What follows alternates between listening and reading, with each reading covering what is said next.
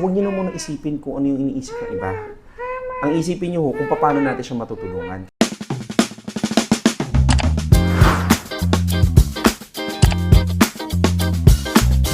Nagpa-check up na kayo sa doktor? Actually, teacher, meron po siyang schedule for pedia development. Kanino? Sa Maynila. Yun na po yung pinakamaaga. May next year. Yun po yung namin. Okay po. Saan po kayo pinaka nahihirapan sa kanya? Yun po, yung pagsaway sa kanya. Kasi hindi siya nasasaway. Opo. Hindi rin siya umuupo, hindi siya nakikinig, hindi siya nagli-listen. Okay? Ang problema niya, hindi lang dahil hindi siya marunong makinig. Okay? Kasi yung hindi marunong na makinig, marami hong dahilan yun eh. Baka ba Example, baka mamaya hindi niya naririnig, baka mamaya hindi niya napoproseso kung ano yung information na binabato natin sa kanya. So ngayon, ang problema sa part natin, ang dating lang sa atin, hindi siya marunong makinig. Kaya ngayon, yung stress nyo medyo malalim kasi hindi natin alam kung paano natin siya didiskartehan. Okay. Anong mga paborito niya nilalaro? yung mga fish na laruan, Okay. Sit down! Ngayon, ang dilemma ho, majority of the time kasi, pagka sinisettle natin siya, pagka kinakausap niyo po siya, or inuutusan niyo siya, or pinapasunod niyo siya, nakikiusap tayo, anak, sige na, upo ka na, tara na, dito. Totoo lang, hirap talaga siyang maka-understand pa sa ngayon. Meron namang mga paraan para makapasok tayo doon sa mundo niya. Kasi parang gano'n eh, parang hindi niya ako nakikita eh. Di ba? Parang hindi niya kayo nakikita, hindi niya ako masyado pinapansin. Meron tayong pwedeng gawin. Gagamitin ko yung mga bagay na gusto niya para mapasunod siya. Simpleng-simple lang. Okay. Mahirap ito kasi syempre, challenging sa kanila ang mag-antay. Kasi actually, the fact na napaupo ko siya ngayon, para malaking bagay na, di ba? Yung part na yun. Kahit maubos na yung ngala-ngala mo, kakapagalit sa kanya, kung hindi niya naiintindihan kung ano yung sinasabi mo, ingay lang tayo sa ngayon eh. Okay? Naiintindihan natin? Okay. Ang option pa lang natin sa ngayon is yung mga bagay na gusto niya. Yun muna. Wala tayong choice eh. Ang problema nga lang, to. Animals. Open. Wow.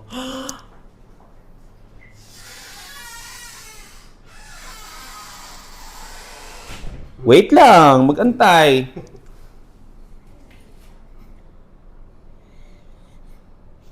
Kunwari lang yung hindi ko ma-blow eh. Kaso nga lang, pinapatagal ko kasi yung oras para maintindihan niya kailangan niya mag-antay. Ibig sabihin, kailangan kong gamitin yung mga bagay na meron ako. Ibig sabihin na alam kong pwede kong magamit para makapasok ako sa mundo niya. Next. Okay na ako dito. Nakakaupo siya ng konti. Konti lang, kahit konti lang. Okay na yun. Pansinin niyo po, pagka naaalala niya yung mga bagay na gusto niya, biglang mapafascinate siya. Aatras na naman siya, babalik na naman siya sa akin. Pag nawala na naman yung gusto niya, Ayan, Sabi ko nga, kung ang kaya niya nang gawin ito, okay lang. Sige, doon tayo magsisimula. Hindi kung ano yung tingin ko, naku, kawawa naman ang anak ko. Ganitong edad na, hindi pa rin. Hayaan niyo na kung anong sinasabi nila. Ang kailangan yung solusyonan ay kung ano yung current na problem niya. Tapos, kasi huwag niyo na muna isipin kung ano yung iniisip ng iba. Ang isipin niyo kung paano natin siya matutulungan. Kasi kapag the more na mas iniisip niyo, even kayo, yung mga expectation niyo, ako sana anak, ganito, huwag muna.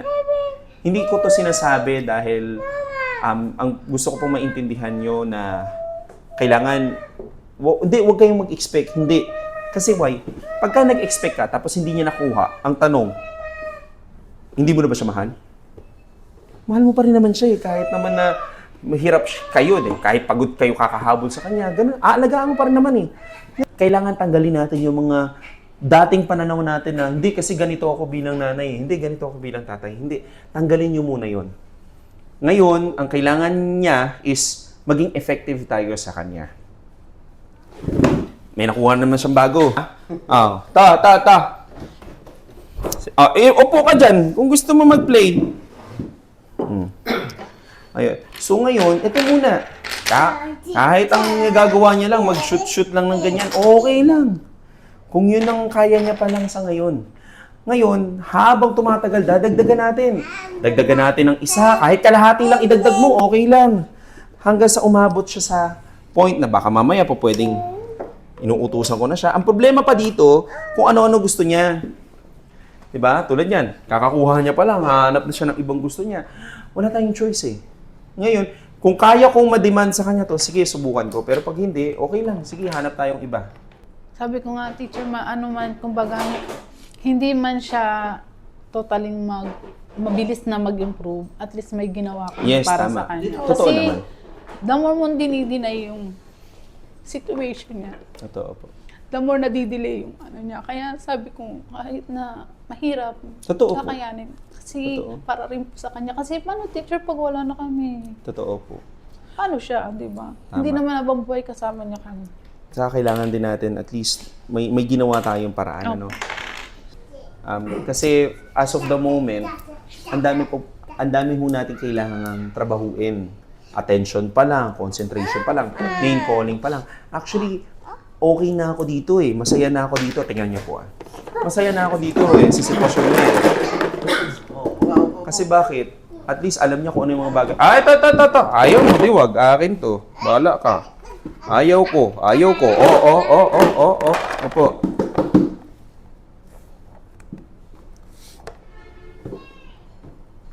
Wala siyang choice eh.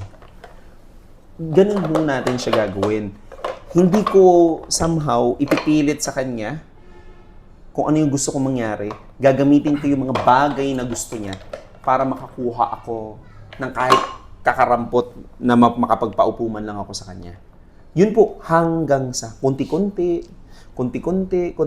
hanggang sa baka mamaya sa susunod, maintindihan niya na kung ano gusto kong pagawa. Example, ang ginagawa pala namin, ang gusto niya pala is maghiwa-hiwaan. Wow.